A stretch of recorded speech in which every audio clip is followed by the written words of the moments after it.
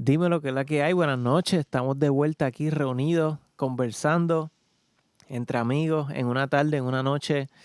Creo que dice la hora por ahí, pero para nosotros puede ser la hora que es, pero para ustedes puede ser la hora que ustedes sea, donde sea que lo estén viendo. Xavier Vueltas conmigo aquí. Buenas noches, buenos días, buenas tardes. Hemos dicho eso bastantes veces, ¿verdad? En diferentes episodios. Sí, mano. Creo que un poco también tratando de conectar de cuando sea que se consuma este contenido y cuando ustedes lo puedan recibir. Qué bueno estar aquí de nuevo. Así Sí, que este sea otra de las conversaciones que queremos dejar plasmadas, ¿verdad? Eh, para la posteridad. definitivamente. Todas las introducciones van a ser diferentes. Nunca va a haber una introducción perfecta. Yo, en lo personal, nunca encuentro la frase ideal para empezar estas conversaciones, porque no sé, no creo ni que se trata de eso. Este, Fíjate, yo creo que eso es un buen tema. Cómo uno empieza, ¿verdad? Las conversaciones, como eso define el outcome. Si, por ejemplo, de repente se te ocurre algo es bien que banal. es que dicen que los humanos hoy día tienen tanto poco short attention span, como que Ya. la atención que pueden ponerle es tan poquita que Ujú. si no tienen como que un hook, como le llaman y todo eso, pues es difícil que se queden pegados. Y no sé, pues cuando empezamos estas conversaciones yo no estoy pensando en eso, porque no se trata de... El que está escuchando esta conversación es porque realmente o nos conoce o quiere adentrarse a una exploración, ¿verdad? De diferentes temas sin limitaciones O entre tienes un amistades. tiempo ahí spare que quiere llenarlo ahí a ver qué estos dos van a ofrecer. ¿Qué es lo que van a decir estos dos? Definitivo, definitivo. Sí, sí, y creo que, ¿verdad? Que es chévere que llegamos a este punto donde hay un tema de cómo empezar, cómo atraer y cómo capturar dentro de lo que vamos a hacer en este episodio, ¿qué? 9. Yo creo que 10 ya, 10. 11, no estoy seguro, déjame ver. Llevamos unos cuantos episodios que han sido de diferentes temas, diversos, ¿verdad? Puntos de vista. 10. 10 episodios. Este Ok, es el 10º, ok, este es el 10º. creo. Así que de este 10º episodio, espero que se lo disfruten cuando lo consuman.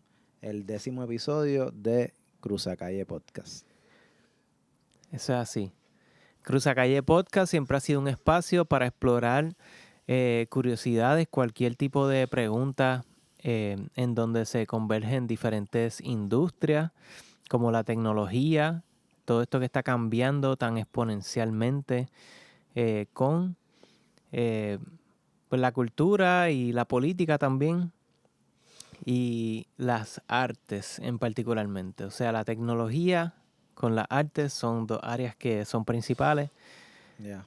Pero por encima de eso también está la política, que afecta a todo, que afecta Ujú. al día a día de nuestra vida. Y pues yo personalmente me he adentrado a la práctica de estudiar un poquito más sobre los principios de cómo diferentes países ven sus principios políticos y las similitudes. Me ha gustado mucho, me he disfrutado mucho ver similitudes. Ujú.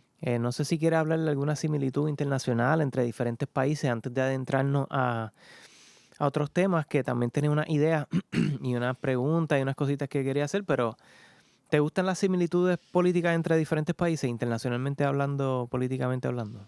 Sí, y creo que también tiene que ver con cómo diferentes culturas políticas y diferentes países con sus costumbres, con sus desarrollos en su ritmo, ¿verdad? Influyen en el ritmo o el desarrollo de otros. Hay muchos países de Latinoamérica que compartieron el desarrollo de un sistema, por ejemplo, electoral, una estructura de un sistema electoral, porque algunos países lo comenzaron a hacer antes.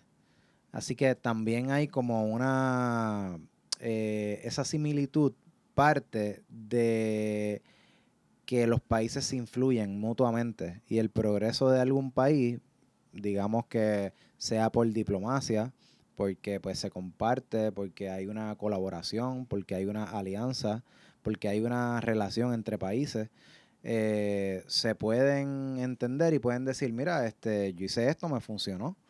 Pues para mí, por ejemplo, ¿verdad? El tema, no para entrar en ese tema, pero pues Corea del Sur, recientemente, que pudo evidenciar que la tasa de natalidad, por fin, después de varios años, aumentó. Y eso para Corea del Sur fue un logro brutal, porque uno de los países que ha estado ¿verdad? Y directamente impactado Ujú. de esa reducción de natalidad, porque pues las personas simplemente no quieren tener hijos. Mm. Y en ese caso, el de Corea del Sur, Ujú. fue bien interesante todas las políticas, todo lo que hicieron, o sea, todo lo que conllevó que finalmente después de tantos años pudieran lograr esto. Ellos pues trabajaron con lo que es el periodo de la maternidad y la paternidad, eh, posparto y prenatal también, el cuidado, o sea, cuántas licencias, digamos, de paternidad o de maternidad tienen las personas. Eh, Implementaron también políticas de vivienda, de... actually, una bien importante, un Ujú. subsidio directo de los gastos hasta los 3 años, creo que fue, que son los años de no solamente más complejos, más complicados para tú, de repente tienes esta criatura, pero pues también de muchos gastos, de mucho costo, esos primeros 3 años. Entonces, de repente están todas estas políticas en combinación, pues tú estás creando las condiciones para que individualmente, ¿verdad? Y las diferentes familias puedan decir, ok, ahora tengo el apoyo que, porque antes como que sentía que pues lo tengo, pero me voy a joder, porque pues eso es lo que me toca. Porque de hecho, lo que muchas veces vemos es que pues sí, tengan hijos, pero ¿dónde termina la mujer probablemente? En una corte peleando la pensión, por ejemplo, ¿verdad? O en todo un lío de cómo tratar de mantenerse. Así que si tú ves que en otros países han sido exitosos con algunos problemas que compartimos, pues hay que buscar también las similitudes y yo creo que las similitudes parten de ese compartir, de esa relación que hay, ¿verdad? Ahora en la política internacional. Antes quizás pues se trataba de otras cosas más primitivas, pero yo creo que ahora en esas relaciones políticas, económicas, se crea, ¿verdad? Esa similitud. Hay una similitud y hay una similitud que está creciendo y pues hay banqueros que sueñan con el Banco Universal, el Banco Mundial, la moneda mundial, leyes mundiales y pues hay que trazar una línea entre lo que son los derechos humanos mundiales y como que un gobierno universal y todo eso. Es una locura porque, por ejemplo, a la misma vez, por ejemplo, dice aquí que hay 195 países reconocidos, ¿verdad? Eh, 195 países alrededor del mundo y todos con sus leyes diferentes, ¿verdad? Todos con sus culturas diferentes, con sus tradiciones diferentes, algunas más parecidas que otras. Pero yo digo, wow, qué loco es que hayan tantos países diferentes, ¿verdad? Y los humanos somos tan parecidos unos a los otros, biológicamente hablando, o sea, en necesidad del día a día. Entonces me parece un poco loco que cambien tan drásticamente lo que son las leyes. Yo puedo entender la religión, puedo entender cosas hasta del trato que quizás yo no estoy de acuerdo con ella, eh, porque ¿verdad? Hay diferentes religiones, siempre lo ven de esa manera, la religión, pero yo siento que no mucho se habla de los derechos humanos que nos aplican a todos. Entonces yo te quiero preguntar también como que ¿qué derechos humanos tú crees que nos aplican a todos los humanos de esos 195? Digo, hay algunos que son más morbosos que otros, no hay que hablar de quizás de los más morbosos, no sé cuáles son, pero está el derecho al voto, pienso yo, ¿verdad? Ajá. Pero fíjate, lo que mencionas de todos los países, hay que pensar también en cómo eso mismo que estás diciendo de cada país, pues tiene sus leyes, tiene sus reglas, pero debe haber algo como, digamos, universal o, ¿verdad? Algo que sea un consenso de todos.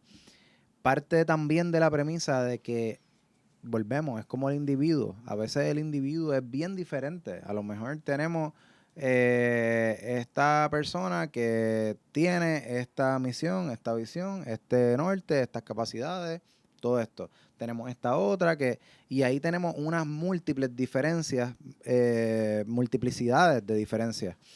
Dentro de esas diferencias tenemos que ver cómo engranarlas, ¿verdad? De una manera en que puedan moverse colectivamente y no tengan que ser controversias, ¿verdad? Y no tengan que chocar. Y yo creo que lo que plantea va de nuevo a cuestionarnos por qué no pensamos, no reflexionamos sobre acuerdos mutuos alrededor del mundo. Por ejemplo, antes del derecho al voto, yo pensaría que el derecho al alimento, a tu poder comer, es bien importante. O sea, yo creo que más allá de lo que pueda decidir un sistema político sobre tu futuro, el derecho a la alimentación, y lo pudiera pensar hasta la vivienda, porque cada vez más estamos más conscientes de cuántos recursos hay en el mundo y que no es falta de recursos. No es falta de recursos. No hay que entrar ni en el tema de la redistribución. Falta de recursos no es. ¿Por qué están muriendo todavía personas por hambre? Yo antes de hablar del derecho al voto, si estamos hablando de derechos humanos, yo hablaría del derecho al alimento, a la vida. Si estamos hablando de, ok, porque hay muchos grupos que se ponen una hipocresía brutal de hablar de, no, el derecho a la vida, no puedes abortar, no puedes, claro, llega. No, pero el Estado no puede tener programas que subvencionen alimentos, no puedo dártela. Entonces, vamos a ser consistentes. Si es derecho a la vida digna, la vida en calidad. Entonces, no es como que, no puedes abortar, pero entonces cuando nace, pues a huipipí o lo que sea. Olvídate, lo que pueda hacer esa madre probablemente soltera por las estadísticas que estamos viendo. So, creo que un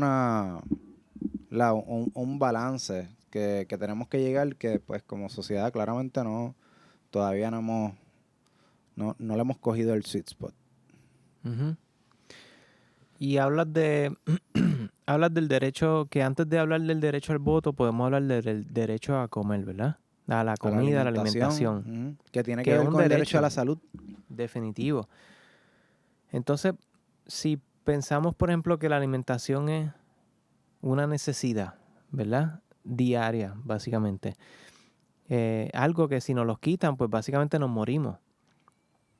¿Qué otro derecho humano como el voto nos pudieran quitar y en la vida no se nos va? Como que, por ejemplo, si no votamos, por ejemplo, hay sociedades políticas en donde... Menos biológicas, digamos. Menos biológicas. Como que, ok, vamos a hablar antes del derecho al voto, pero vamos a hablar después de la alimentación. ¿Qué viene después? Como que hay algún otro derecho que si nos los quitan, no estoy diciendo que sea bueno o malo esa decisión, pero ¿qué otro ejemplo hay? ¿Qué otro derecho hay que podamos hablar universalmente?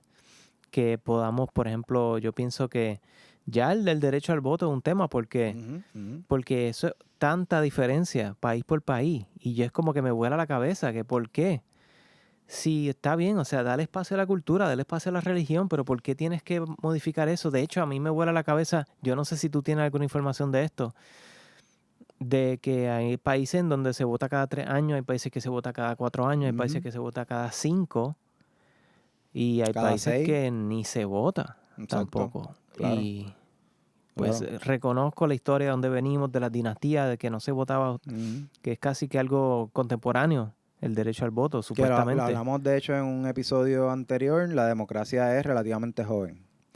Claro, que eso para mí es nuevo, para mi mente, yo no sabía que, Sí, ¿verdad? sí, es Wow. joven. O sea, eso de vamos a decidir con el voto popular qué hacer. No, no, eso no pasaba. Y de hecho, hay unas civilizaciones que tienen rastros o, ¿verdad? Ejemplos de relaciones democráticas o rasgos democráticos, por decirlo así. Pero la democracia como la conocemos hoy, que fue un poco lo que estaba hablando en el otro episodio que grabamos, la democracia como la reconocemos hoy, o sea, por decir que en el mundo, las mujeres cuando vinieron a votar, cabrón, Los otros hace días. menos de 100 años. Ujú. Si nada más hace menos de 100 años las mujeres, pues la democracia como la conocemos hoy es bien joven. Es bien joven.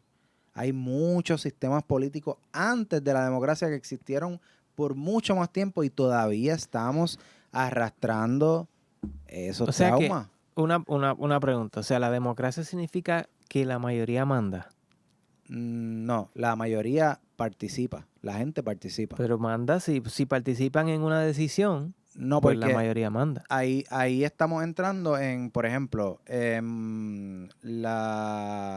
digamos, la democracia de la mayoría. O que, por ejemplo, la, la mayoría, el voto popular, es el que toma las decisiones sin importar si ese voto mayoritario es menos del 50%. Por eso es que hay veces pues que hay segundas vueltas. Porque pues la mayoría entre 5 pudo haber sido 33%, Ujú. pero tienes como 67% del país que no quiere, ¿verdad? Ese candidato o esa candidata, o, ¿verdad? En la decisión. Puede ser una decisión cualquiera.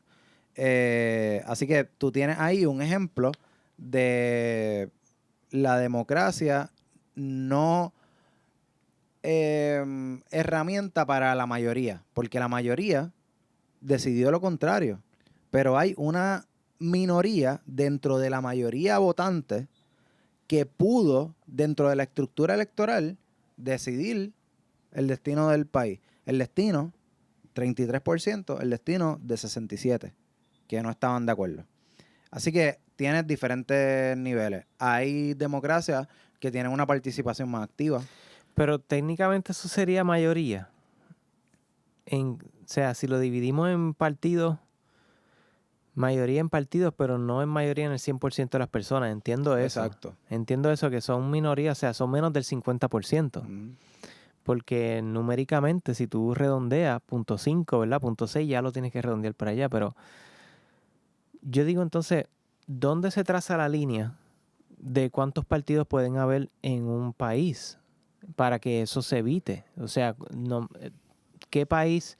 Porque hay países que permiten 6, 7, 8, o eso es que no hay límites. Porque yo sé que en Bolivia y en otros países hay un montón de partidos. Mira, yo creo que, por lo menos mi opinión, ¿verdad? De la democracia, además de que es posible, tú puedes tener países donde se promueve en términos de la estructura política que hayan pocos partidos, como en Estados Unidos. Y en Puerto Rico un poco, aunque eso ha cambiado. Pero también puedes tener países donde se promueve que haya muchos partidos. ¿Por qué? Porque cuando llegan al gobierno hay una cultura de coaliciones.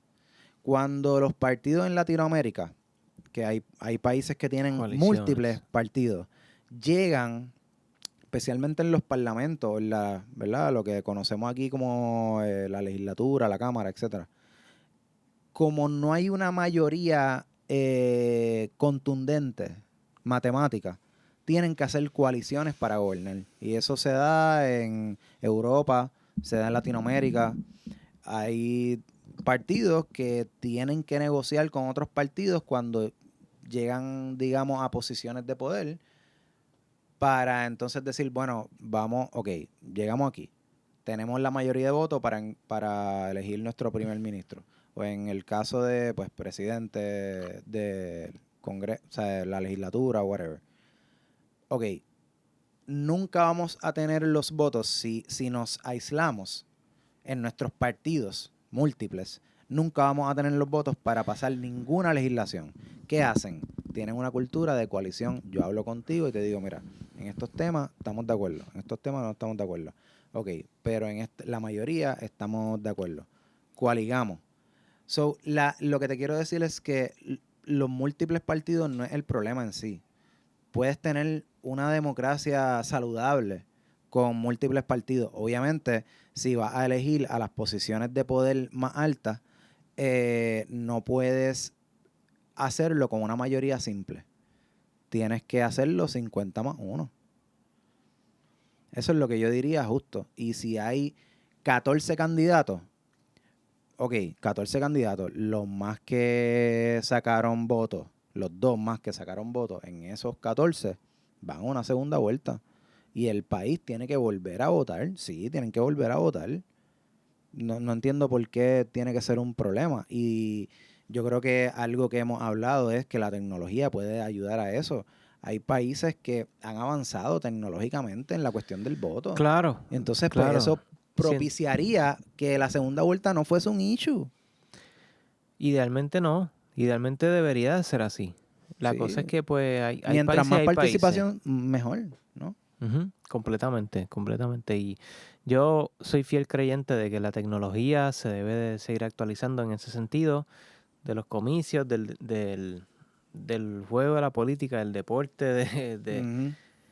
de la democracia, que yo creo que es bonito porque más allá de los ideales, más allá de los partidos, se debe de respetar el cambio del inquilino del Ujú. lugar, como le llaman, de 4 o 5 años. Em, sí, a mí me vuela la cabeza que lo que tú estabas mencionando, y pues se me fue. Actually, algo que quería decir que se me olvidó de la otra parte. Con esto, ¿verdad? De que hay diferentes países con diferentes culturas, diferentes sistemas políticos. Yo no estoy diciendo que, de hecho, para nada cercano a decir que no pueden haber puntos de consenso y de encuentro. Yo creo que hay cosas infalibles que tienen que persistir como humanidad. Y son las cosas que un poco a veces me causan desesperanza. Veo poca sensibilidad a veces de la gente. Veo poco sentido crítico o común o ese sentido de cohesión o conectar. Y como visualizo que eso es una de las distinciones o de lo que hace el ser humano humano, creo que conectar y encontrar esos puntos de encuentro es bien importante. Y para mí, hablaba de los biológicos, ¿verdad? Pero más allá de los biológicos, como tú estabas diciendo, la libertad de expresión es otra. Estamos gozando de eso ahora mismo, tú y yo.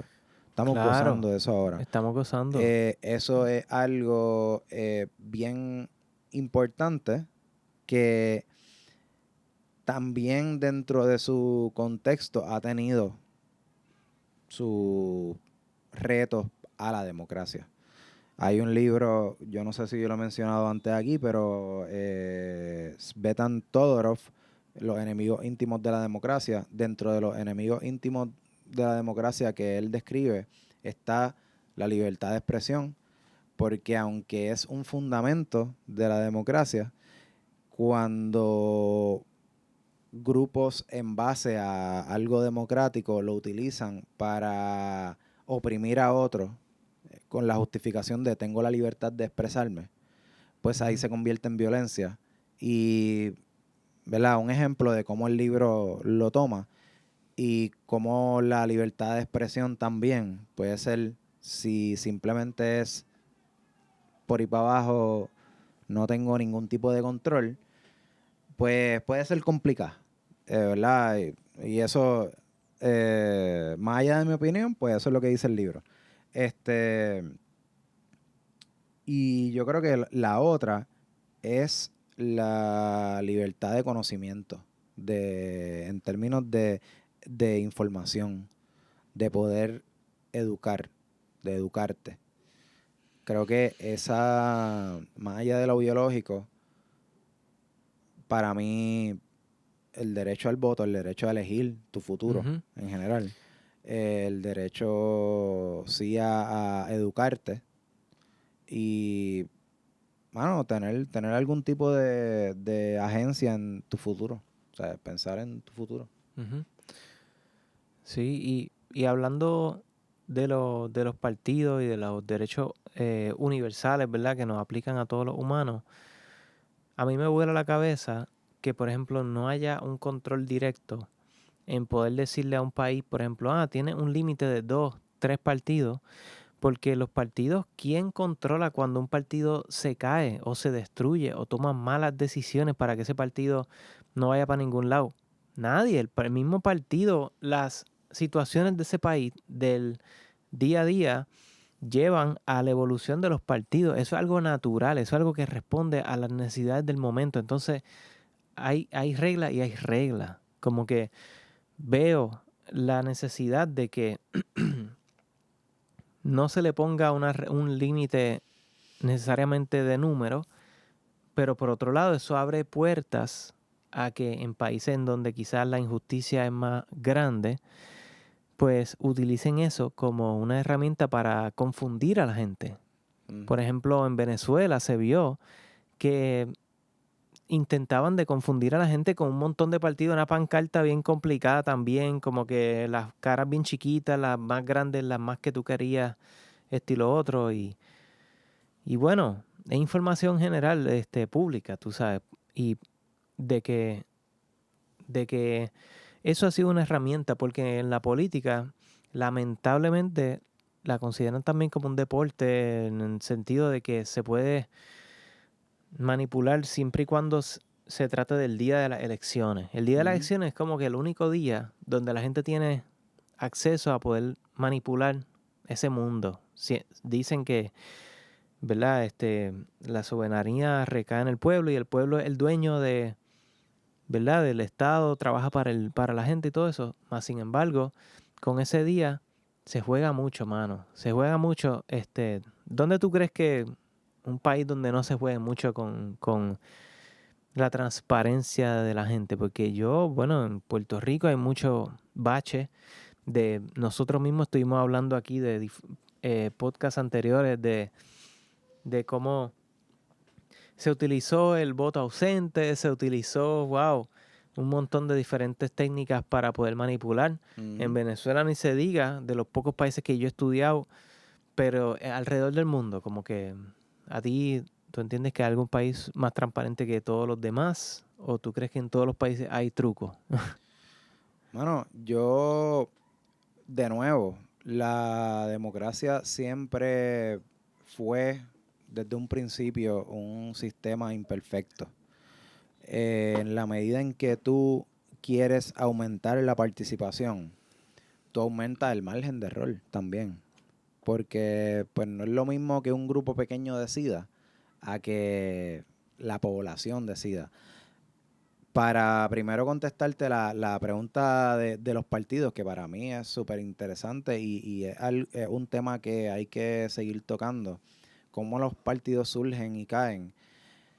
Yo diría que más allá definitivamente tiene que ver con lo que mencionas De las necesidades del momento. el soberano, Ujú. las necesidades del momento, todo el pueblo, el soberano, todo lo que menciona. también hay veces que hay intereses particulares que pues a lo mejor yo sé que yo no voy a ganar la contienda, ¿verdad? Más grande a la gobernación o a la presidencia, o etcétera, pero sí puedo hacer suficientemente ruido para la meta final que tengo. No, a lo mejor la meta final no es ganar las elecciones, a lo mejor es acaparar, ¿verdad? Los medios o la opinión pública. Y yo creo que eso es algo que la democracia siempre va a tener y deberíamos de saber vivir con eso. O sea, creo que también tiene que haber mucho desprendimiento de parte de los países que aspiran a ser verdaderamente democráticos, porque requiere humildad. O sea, hay veces que la clase política tiene que escuchar y a lo mejor no tiene razón. Para eso están las vistas públicas o para qué citan, ¿verdad? Porque la democracia no es simplemente, pues, di este voto y hablando de transparencia, por ejemplo, di este voto, te elegí, las elecciones fueron súper transparentes, perfecto, te elegí. Pero todas las decisiones, todas las leyes que tú estás tomando, pues no estás haciendo vistas públicas, las estás haciendo sábado, o no las estás televisando, o estás haciendo que la gente tenga issue o problemas entrando a, por ejemplo, el Capitolio. Hay diferentes factores que pueden hacer que incluso cuando las elecciones corran bien, transparentes, y con los partidos que sea, la ejecución del gobierno, que la gente usualmente como que se desentiende. Pues, ok, ya, ganó quien ganó. Mano, ¿qué está pasando después? O sea, ¿cuál es tu nivel de agencia de lo que está pasando después y cuánta participación tienes disponible? A lo mejor no la coges, a lo mejor no tienes interés, pero ¿cuánta hay disponible? Y pues eso también se mide para entender, ok, pues hay un nivel de democracia que es diferente al nivel de democracia que dicen tener otros países. ¿Y se ha visto alguna vez que en los pueblos, en los municipios, hay algún partido adicional a los partidos de la gobernancia? ¿O tiene que ser solamente algún partido de la gobernancia de los municipios, me imagino yo? Bueno, en el caso de Puerto Rico, sí ha habido partidos que han postulado candidatos más allá de la gobernación, como que no la gobernación, partidos locales o movimientos políticos que apoyan localmente a otros partidos. El issue, digamos que menos, o sea, que más influye en que hayan esos partidos específicos de localidades o de diferentes posiciones, es que si tú no tienes un candidato o candidata a la gobernación, en el caso de Puerto Rico, ya tú no cualificas para ser un partido que tenga incluso participación en la Comisión Estatal de Elecciones. O sea, Yo te en iba a los preguntar votos, eso, ¿qué requiere un partido para inscribirse? Como que en Puerto Rico por lo menos, como que... pues podemos ver, por ejemplo, el ejemplo de Victoria Ciudadana, que ahora, después de las elecciones, su candidato a la gobernación, que fue parte de la alianza, ¿verdad? Ese fue todo el plan de que Victoria Ciudadana, al apoyar a Juan Dalmau, su candidato a la gobernación, no iba a obtener los suficientes votos para que el partido en esa papeleta estatal, porque ese digamos es el requisito que tiene la ley ahora mismo, digamos, voto íntegro, de hecho, que tiene la ley ahora mismo de tú quedar inscrito. Así que Victoria Ciudadana, al apoyar a Juan Dalmau, ya sabía de por sí que era alta probabilidad de que no quedara inscrito. Al volver a tener la intención de quedar inscrito, que conlleva pues la asamblea que tuvieron recientemente, que ahí hubo, ¿verdad? Unos issues y una experiencia encontrada de algunas personas que he escuchado, pues decidieron, van a inscribir el partido nuevamente. Para inscribir el partido, tú tienes que pues hacer tu debido proceso en la Comisión Estatal de Elecciones, ¿verdad? Postular, digamos, todos tus documentos, los requerimientos, etcétera. La Comisión Estatal de Elecciones revisa toda esa solicitud y decir, visto bueno, pues inscríbete, te da los formularios. No es que el partido desarrolla sus formularios de inscripción, te da entonces ¿verdad? Los documentos para que tú busques firmas de endosos. Y tienes un tiempo determinado para buscar esas firmas de endosos. Tienes un límite, las consigues en el tiempo determinado, puedes inscribir tu partido.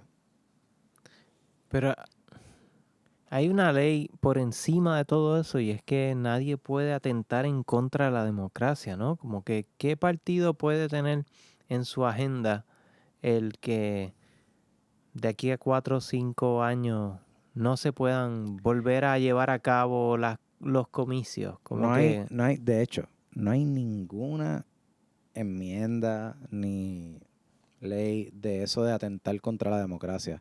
Lo que hay es libertad de expresión. Así que tú puedes tener un partido como, qué sé yo, Proyecto de Dignidad, que se inscribió de cara al sol de yo quiero limitar derechos humanos, derechos que están validados por la Constitución. Eso no limitó a la Comisión Estatal de Elecciones a darle el visto bueno que se inscriban. Puede ser el partido de los loquitos. O sea, eso es libertad de expresión hasta ahí. Pero el derecho a votar no puedes quitarlo. El derecho a votar dentro de la inscripción, el partido no lo puede eliminar. Y si llega al poder, se supone que hay una constitución a la que se tenga que abstener. Que el gobierno está por debajo de la constitución. Claro, porque la constitución fue el acuerdo que todo el mundo llegó, ok, no importa quién pase por aquí, tiene que pasar con estas reglas al menos. Entonces, y para cambiarlas tienes que tener esta gran mayoría, porque también las reglas se pueden cambiar. No hay una regla de cada cuánto se puede cambiar una constitución. Tienen que pasar 50 años, eso no importa. No hay ninguna regla. Entonces, lo que importa es cuánta mayoría tú tengas en el cuerpo parlamentario que tengas para aprobar la enmienda a la Constitución. De esos 195 países, hay 195 constituciones.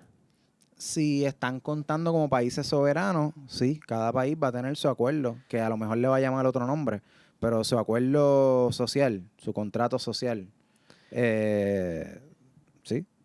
¿Y hay alguna constitución universal, alguna constitución mundial del bien, alguna constitución de que los procesos se lleven a cabo bajo un bien? O como Sí. Yo sé que es difícil pensar que los humanos nos pusiéramos de acuerdo para hacer el bien, porque obviamente hay tanto mal en este mundo que no se les puede dar la rienda a los humanos para confiar en ellos al 100%, pero sí tenemos que llegar a unos acuerdos de unos derechos humanos universales y todo eso, y más o menos manteniendo el mismo tema, estamos hablando de eso, estamos hablando de las constituciones a través de los países, y pues, ¿verdad? Una pregunta rápida, si tú entendías que había algún acuerdo tangible, alguna constitución universal tangible. Constitución universal no. Tangible tampoco. Ha habido cartas de derechos humanos, ha habido acuerdos, por ejemplo, de los objetivos de la UNESCO, ¿verdad? Uh-huh. Ha habido diferentes acuerdos. De esos 195, los 195, yo me atrevo a decir que nunca se han puesto de acuerdo en un solo tema. Nunca. Pero ha habido una mayoría que se ha puesto de acuerdo en ciertos temas. Y hay, ¿verdad? La Carta de Derechos Humanos, internacional, Por eso es que existe la Corte Internacional de los Derechos Civiles. La Corte Penal Internacional, penal. La Corte Internacional Penal. Por eso es que están los objetivos a largo plazo de pues cero hambre, cero pobreza, etcétera. ¿Y tú crees que mucha de esa descomunicación o desconexión se debe a que hablamos tantos lenguajes diferentes? ¿Tú abogarías porque todos tuviéramos como un lenguaje universal o alguna manera universal de comunicarnos? ¿O no se trata del lenguaje, el hecho de que los países no se pongan de acuerdo en tan siquiera una sola cosa? ¿O es que no les interesa porque tienen problemas mayores? ¿O es que, por ejemplo, yo de tanto pensar en los 195 países, no me doy cuenta que esos 195 países están pensando más en sus propios países que en los 195 países? Y yo también debería de darme cuenta que todo el mundo está en la suya y que yo pues, o sea, enfocarme en Puerto Rico más allá, que va a ser imposible para mí porque me encanta la política internacional también, pero sé que todo está relacionado, Sí. sé que todo está relacionado y pues también estoy aprendiendo poco a poco. ¿No? Y que si están pendientes a su país, ya estamos viviendo en un mundo donde todo está tan interdependiente. Y ¿verdad? La globalización dentro de sus luces y sus sombras ha hecho el mundo más interconectado cada vez. Así que tampoco te puedes aislar tanto. Hay una parte donde tú puedes promover y fortalecer y mantener tu identidad, ¿verdad? Y reconocer tu cultura, tus diferencias políticas. Pero hay unos acuerdos a los que yo estoy de acuerdo que podemos llegar, porque se nos va la vida como mundo, porque no necesariamente somos solamente naciones separadas. Es que estamos todos y todas y todos en este mundo tratando de aguantarnos mientras orbita alrededor del Sol, alrededor de la Vía Láctea, alrededor del universo, en un vacío brutal. Así que también como que tener esa perspectiva macro para mí es importante. Definitivo, definitivo. Yo diría que a pesar que sí, no estamos interconectados en ciertos temas, lo que es la economía y los mercados libres y las monedas sí están interconectadas entre diferentes países y pueden literalmente intercambiar en segundos. Un intercambio en segundos de valores real. Entonces, yo digo, si eso ya existe, ¿verdad? Si eso ya existe, ¿por qué países que defienden tanto la nacionalidad, países que hasta se le considera de izquierda, o como le llaman en Latinoamérica, en Sudamérica, he visto una tendencia de empezar a considerar la dolarización? Yo no sé si tú como que sabes de ese tema. Yo estoy informándome de ese tema un poco y no sé por qué le ven un beneficio a la dolarización. Hasta el mismo Maduro habló de la dolarización hace como una semana atrás. Milei también está dolarizando, Ecuador está dolarizado, Panamá está dolarizando. Digo que ahí no tiene que ver, ahí si te fijas, es lo que llamamos, ¿verdad? Ya he hablado mucho aquí Bolivia también. de los polos izquierda y derecha, pero ahí hay diferentes, de izquierda y derecha, tratando de dolarizar. Ajá.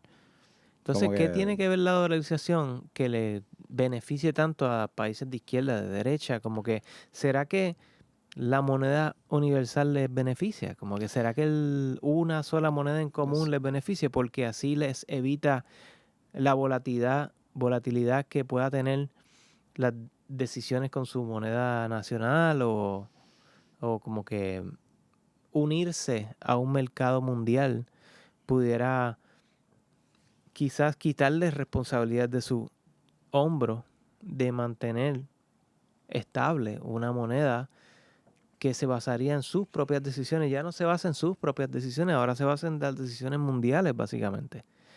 Y pues, no sé, es bien loco ese tema porque, ¿verdad? Pues No sé qué tú sabes sobre ese tema, ¿verdad? Volviendo, una reacción, yo creo, de los países a lo que está haciendo las relaciones internacionales y el orden mundial que estamos viendo desarrollarse ahora. Yo creo que estamos viendo una transformación de lo que eran las relaciones que se crearon post Segunda Guerra Mundial. Y ahora hay muchas cosas que están cambiando dentro de lo que se entendió que iba a ser el orden del mundo después de esas bombas nucleares. Y de hecho después de la disolución también de la Unión Soviética, que ahora mismo puede haber un momento donde todo eso tiene un cambio como bastante significativo. Así que los países, para mí, reaccionan igual que la economía. Reacciona a quién, digamos, o qué moneda controla el intercambio internacional. Ese intercambio internacional no necesariamente fue porque fue libre el mercado. Es que hubo un entendimiento después de la Segunda Guerra Mundial de los países que Estados Unidos era el país más capaz o al que iban a apoyar o al que estaban de acuerdo, la mayoría de los países, de hacerlo policía del mundo. Eso no solamente te crece militarmente, sino que te da también un aumento en poder capital.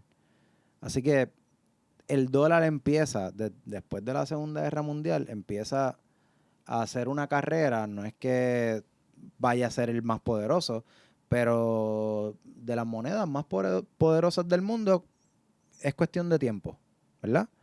Después de ese acontecimiento.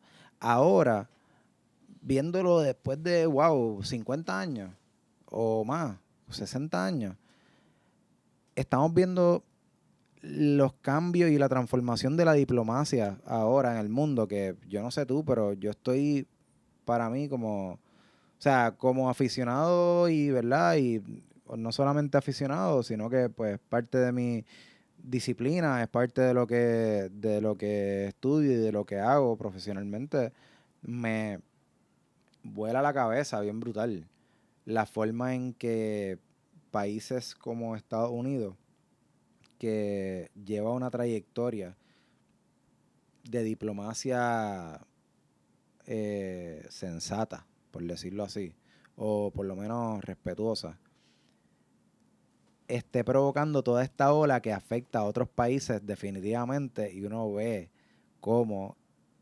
empieza ese tono de la diplomacia a cambiar en otros también mandatarios o mandatarias que te hace pensar como que, wow, es una ola trend que claramente empezó por Estados Unidos, por Trump, por ejemplo. Y yo pienso que en cuestión del dólar, pues puedo ver como si de repente yo intercambiaba siempre tamarindo y esa era mi forma de pagar, pero de repente yo miro para el lado y todo el mundo está pagando con China. Y eso, China son los que está, o sea, pues no, me tienes que dar chinas, no, no te acepto tamarindo, me tienes que dar China. Eh, pues mano, bueno, está bien, te acepto tamarindo, pero es que tienes que ir allá, tienes que darle tus tamarindos para que te den las chinas, para que entonces tú me pagues con chinas. Y Sí, pues responde a las obviamente, necesidades del pues mercado. mano, pues entonces mejor me convierto en China en vez de transferir mi moneda de tamarindo a China. O sea, Pero ¿quién tiene el poder de haber cambiado la moneda a la China? El mercado, ¿no? Las necesidades del mercado, porque si eso es la mayoría, como que sí, porque ahí se hacen las relaciones, porque la mayoría obviamente, ganó, la mayoría quería China. exacto, la mayoría quería China y pues eso aplastó tu moneda internacionalmente. Ujú. Y pueden haber opciones de no tener que llegar a ese nivel. Lo que pasa es que el nivel de acaparamiento, mano, como que yo siento que una avaricia, como que por qué no puede haber una salud fiscal y ya? ¿Por qué siempre queremos acumular y acumular y acumular? Como que quiero que mi moneda sea la más poderosa. Porque eso de seguir poniendo aranceles y haciendo la moneda de Estados Unidos, ¿verdad? Ante países que pueden tener su propia moneda, incluso pudiendo comerciar contigo, como que comercializar contigo. No es que se cierre el comercio. Es como que puedo comercializar contigo, pero no me aplaste en mi economía. Es Pues, que ¿tú hay sabes miles, por qué? ¿Por qué ese drive del ser humano? ¿Qué es lo que nos come por dentro que queremos comer a otras personas? Eh, esa pregunta como que nunca... o sea, yo no sé, ¿verdad? Lo de comer a otras personas no te lo pudiera responder, pero sí sé que el humano quiere, pues, resguardar lo que es suyo y multiplicarlo, ¿verdad? No le veo, personalmente no le veo nada malo a resguardar lo que es tuyo, multiplicarlo y trabajar por lo tuyo y ahorrar esas cositas. Pero lo que quería decir es que es que son tantas cosas, ¿no? Estamos hablando de cosas súper, súper interesantes. Ujú. Am, Para mí, toda la cuestión económica mundial, ¿verdad? A mí me encantaría invitar en algún momento a... Creo que me vienen dos personas a la mente que no las voy a decir para no tirarlas al medio, pero me encantaría invitarles en algún momento para que hablemos de estos temas con economistas, mano. Porque creo que también la forma en que consumimos toda la información, las noticias, nos llevan a rápidamente llegar a unas conclusiones que algunos economistas, ya. de hecho, han tenido tiempo de estudiar, de probar, de... Entonces, La sí, cosa es que sí, me gustaría esa... sí, hay que traer Sí, gente, hay que conversar de estos temas porque hay que son bien cruzar calle. interesantes, porque responden a las necesidades de la gente, el gusto, las preferencias de la gente. Por ejemplo, el día de hoy, existen miles de monedas, miles de currencies, ¿verdad? Tú Ujú, pudieras transferir dólares a diferentes monedas. Y pues hay gente que no necesariamente guarda su riqueza en dólares, como que los tienen en diferentes monedas, ajá. diferentes assets. Y yo le veo un beneficio a que hayan monedas, ¿verdad? Valores Diversas. diversas y que todos los seres humanos a través del mundo tengan acceso a ellas, Ujú, porque se pudieran beneficiar, pero a mayor beneficio, mayor riesgo también. ujú, claro. Y pues ahí es donde yo trazo la línea de que a los humanos hay que velarlo, Ujú. ¿sabes? A los humanos, los sistemas hay que velarlo y hay que verificarlos que funcionen bien. Fíjate, y en eso, ¿verdad? Ya llevamos como una hora o 55 minutos, pero yo quería, yo no sé si es el último tema o qué, hablar de el proyecto Esencia y el desarrollo económico. Más allá de proyecto Esencia, lo que es para nosotros hablar de desarrollo económico, ¿verdad? Y para poner un contexto, pues hay un proyecto turístico o pues, ¿verdad? De desarrollo más bien de vivienda turística, de un complejo gigante en Cabo Rojo por hacerse, por desarrollarse. Y ha habido mucha opinión, mucha defensa de partes que pues simplemente dicen, no, que desarrollen por ahí para abajo porque eso va a traer empleo, eso va a traer turistas, desarrollo económico, más ingresos al municipio. Hay otras personas que están bien preocupadas por el daño ambiental que va a provocar el proyecto, porque los estudios de impacto ambiental que tienen claramente hablan de un daño concreto. Y más recientemente han habido vistas públicas donde incluso contables y desarrolladores y abogados del proyecto se han expresado hasta con comentarios racistas, Ujú. por ejemplo, de Cabo Rojo. Y para mí, más allá de, podemos hablar de los sustantivos del proyecto y eso, pero ¿cómo podemos mover la economía desde un punto de vista de desarrollo económico responsable, que pueda tomar en consideración todas las otras áreas de una buena calidad de vida que necesita la gente, el ambiente, la accesibilidad a sus recursos?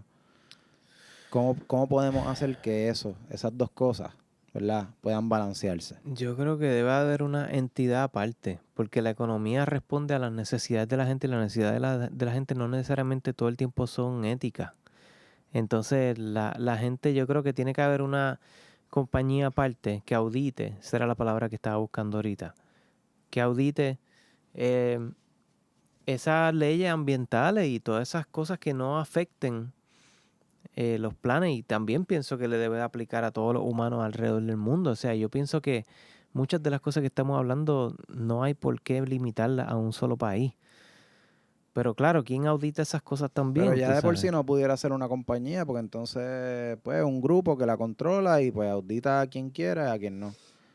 Tendría que ser, o sea, en Estados Unidos existe la EPA, por ejemplo. O En, sea, sí, hay instancias donde existen unos cuerpos que se supone que no estén politizados, que trabajen con esto. El Departamento de Recursos Naturales se supone que, pero pues vimos lo que hizo el secretario sí, recién todo es confirmado modificable. de, o sea, de la orden ejecutiva esta que dijo que pues Dios fue que el que la escribió. O sea, los organismos que pueden tener esos controles, que hasta ahora han sido los que se han implementado en la historia, no han funcionado porque han estado controlados. No han sido controles verdaderamente. Han estado influidos y manipulados por otras personas, por otros intereses.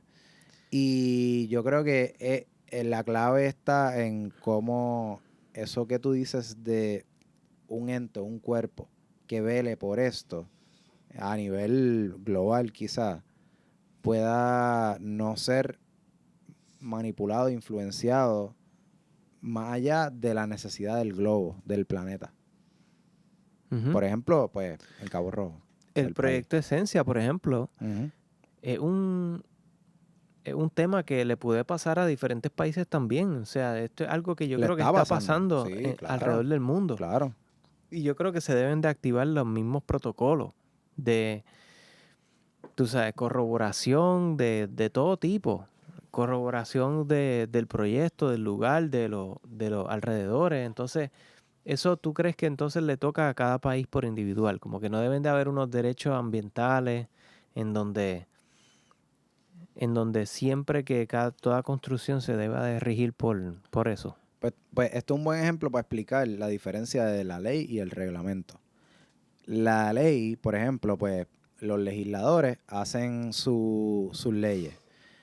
Ponte que hacen una ley de maltrato. Son abogados, no son psicólogos, no son trabajadores sociales, ¿verdad? Son abogados y ya. Pero reciben opinión de expertos y expertas en el tema y de instituciones que trabajan con eso. Desarrollan su ley, pero hay unas partes dentro de esa ley que son un hilo conductor que es establecido en reglamento. O tal artículo tal será esta la obligación como establezca el reglamento. Y al final dice la agencia o las agencias que van a tener cuánto tiempo para establecer ese reglamento. Porque hay una ley global, pero yo no tengo la expertise. Yo tengo que, por ejemplo, en la cuestión del maltrato, pues dejar en ese caso a AMSCA y el Departamento de la Familia a que haga el reglamento. Y el reglamento es que, cómo tú ejecutas esa ley global.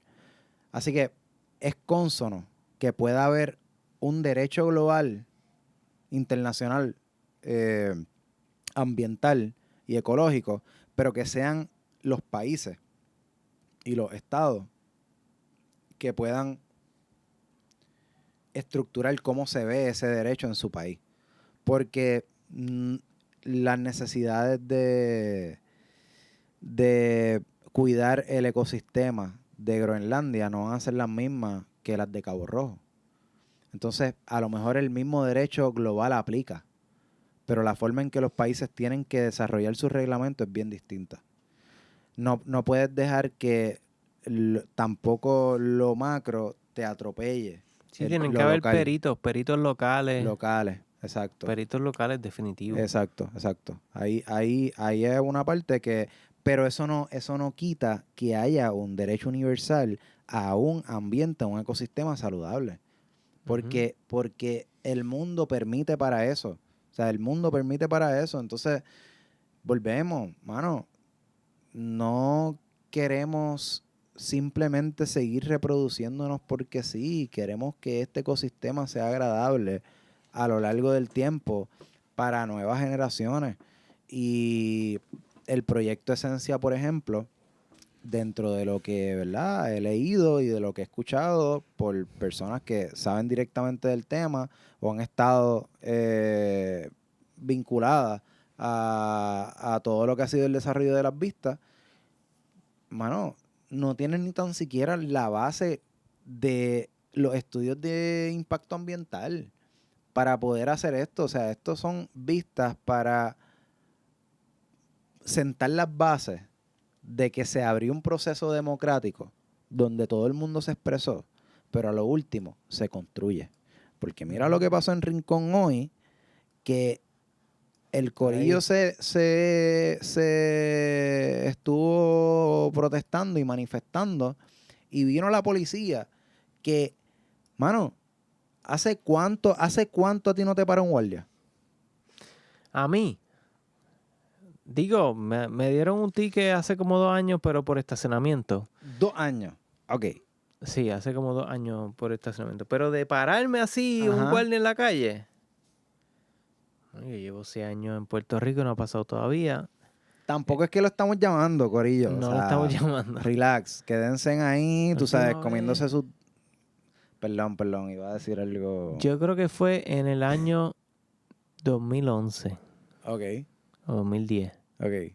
Hace 15 años atrás. Que literalmente te prendieron los biombos. Y me pararon así. Yep. A la derecha. Sí. Ok.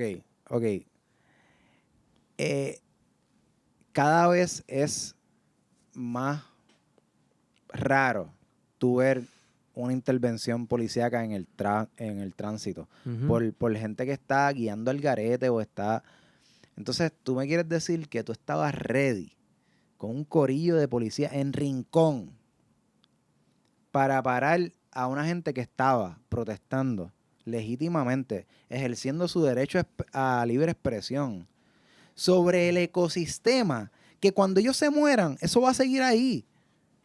Dime, ¿qué otra causa, además de tú conscientemente participar y seguir la democracia porque sabes que las decisiones que tomes hoy van a afectar a las generaciones futuras?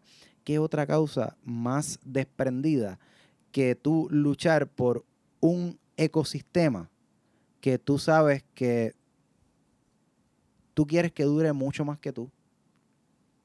Tú quieres que conscientemente esa playa que a ti te encanta, esa playa que, o ese spot natural que tú dices, diantre, aquí yo me siento bien, tú no quieres que cuando tú te mueras ese spot se muera.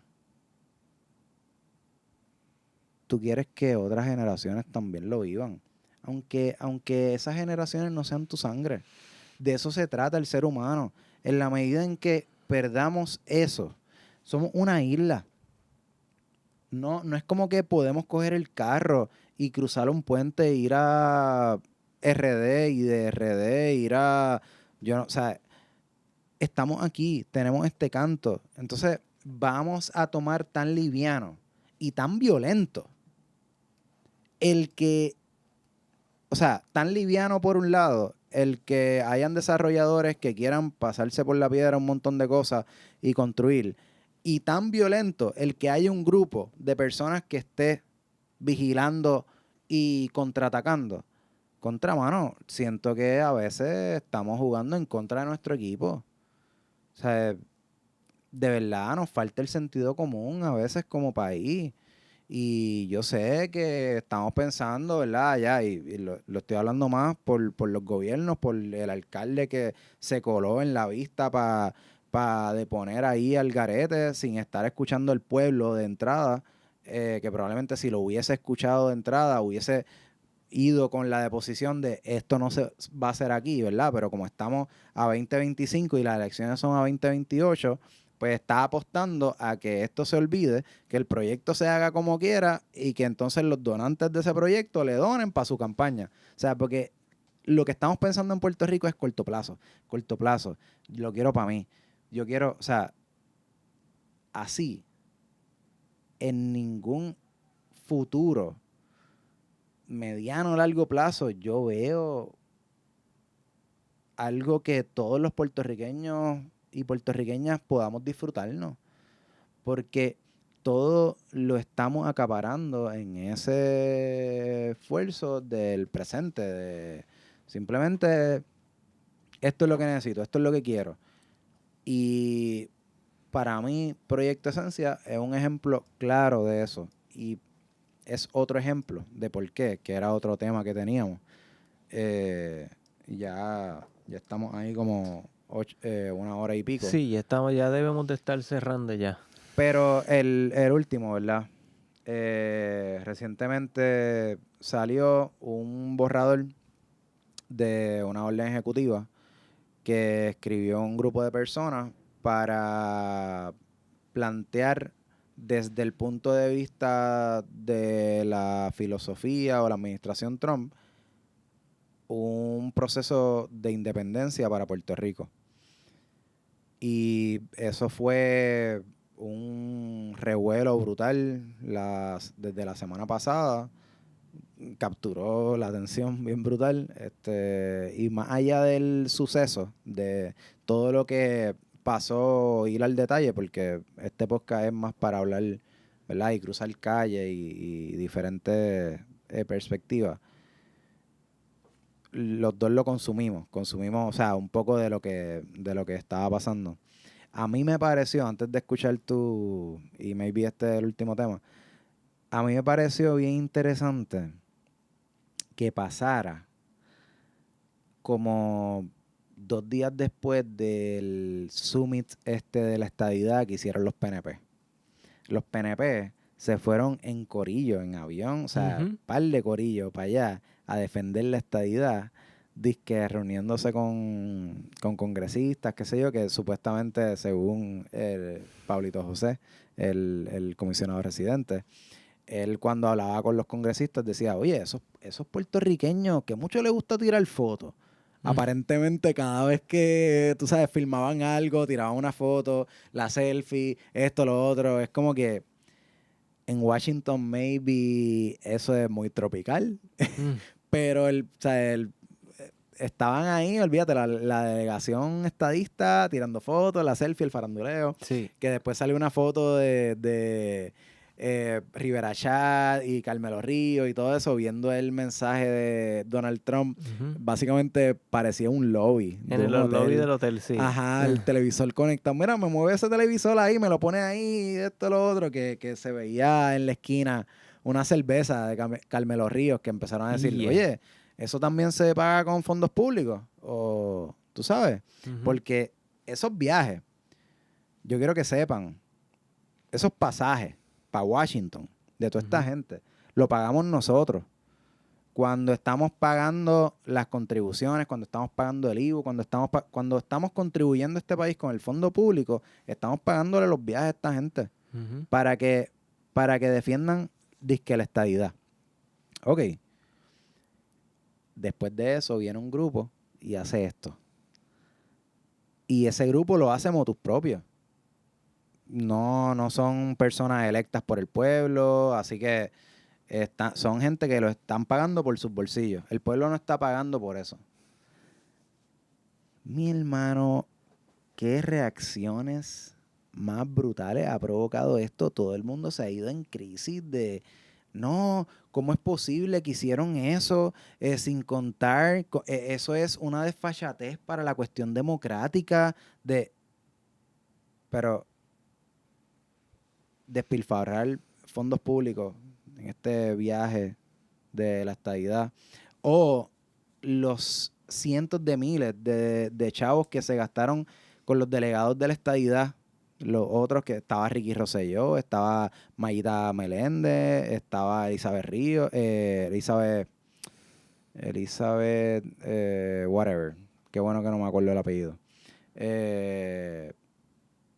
Un montón de personas que no hicieron nada y el pueblo pagó por eso, literal. Entonces, me parece bastante hipócrita la reacción que he visto de algunas facciones de tirarle la mala bien brutal. Como que, no, o sea, eso no se puede hacer por decreto. Eso es súper antidemocrático. Pues, obviamente. Tú estás viendo cómo está actuando el presidente Trump. Pues, mano, bastante democrático no es. Ujú. Así que es un poco como que, ok, quiero pintarte esta realidad, pero la realidad es otra. Hmm. Y me pareció como que un reality check para ciertos sectores que apoyan, incluso cuando es estratégico o pues causa perdida, ciertos ideales, pero entonces aquí no. Para mí fue estratégico, para mí bajó el volumen del summit estadista que te dije, y aunque constitucionalmente no es viable, porque así no se hace, o sea, pues claramente eso no es el proceso, Ujú. ¿verdad? De que Puerto Rico pueda alcanzar su independencia, es una forma de introducir el tema de la independencia ante una realidad de imperialismo estadounidense. O sea, para mí es medio contradictorio un poco que Estados Unidos se deshaga de un territorio en un momento donde está pensando expandir. Ujú. So, ojo, tú sabes, por un lado digo una cosa, por el otro lado es bien poco probable que Estados Unidos simplemente, no importa si es por decreto, si es Congreso, si Estados Unidos está en un trend de expandirse, es muy probable que a menos que sea contundentemente beneficioso salirse de un territorio, máxime cuando está tan cerca y siendo soberano puede tener relaciones con países que sean sus enemigos. Así que yo creo que eso en términos de política internacional está descartado. O sea, yo creo que la gente que empezó en su rabbit hole y en sus reacciones bien, mano, vamos a ver las cosas como, ¿verdad? Se plantean, vamos a analizarlas bien y vamos a ver lo que está pasando alrededor del mundo. O sea, pero tampoco descartemos que oye, el esfuerzo le salió en términos de bajar el volumen al tema de la estadidad que estaba en esa semana bien trend. So, Definitivo. Y vamos a ver qué va a pasar. sí. Al final del día es triste que Puerto Rico no tenga decisión propia en ciertos aspectos. Toda esa gente estaba haciendo lobby por allá. No sé para qué realmente viajaron para allá a ver esa presentación en la televisión del lobby. Está bien el carete. Pero pues aquí estamos, mira. Esta es nuestra islita en el medio del Caribe. Y aquí estaremos. ¿Cómo es que dice Benito? No me quiero ir de aquí. No me quiero ir de aquí. De aquí no nos Pero vamos. más importante Seguimos de no aquí. quererme ir de aquí, quiero estar bien, pudiendo estar donde quiera que yo esté. Y pues de eso depende que pues los humanos tengamos oportunidades y que no se nos limite